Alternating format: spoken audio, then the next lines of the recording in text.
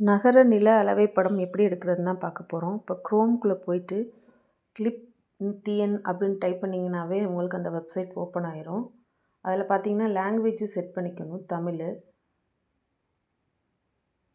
அதுக்கப்புறம் பார்த்தீங்கன்னா இங்கே கீழே தமிழ் நிலம் நகர்ப்புறம்னு இருக்கு இல்லையா, அதில் நகர நில அளவை படம்னு செலக்ட் பண்ணுறோம். அதில் போய் மாவட்டத்தை தேர்ந்தெடுக்கும்னு இருக்குது. அதில் நீங்கள் எந்த மாவட்டமோ அதை செலக்ட் பண்ணிக்கோங்க. இப்போ மதுரைன்னு கொடுக்குறேன். அடுத்து வட்டத்தை செலக்ட் பண்ணணும். நீங்கள் எந்த வட்டமோ அதை செலக்ட் பண்ணிக்கோங்க. நான் மதுரை தெற்கு கொடுக்குறேன். நகரத்தை மதுரை மாநகராட்சியாக என்னென்னு செலக்ட் பண்ணணும். அடுத்து வார்டை செலக்ட் பண்ணுறோம்.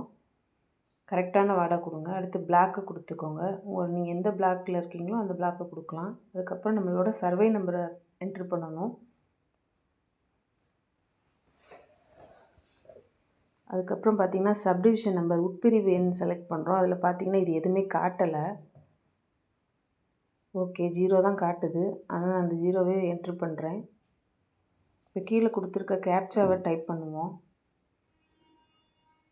அதில் இருக்க மாதிரியே கரெக்டாக கேப்ஸ்லேயே இருந்துச்சுன்னா கேப்ஸ்லேயே டைப் பண்ணுங்கள். சமர்ப்பிக்கவும் கொடுத்தாச்சு.